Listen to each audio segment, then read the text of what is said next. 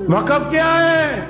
वक़्फ़ मुसलमानों की इश्क और मोहब्बत की दास्तान का एक बाब है।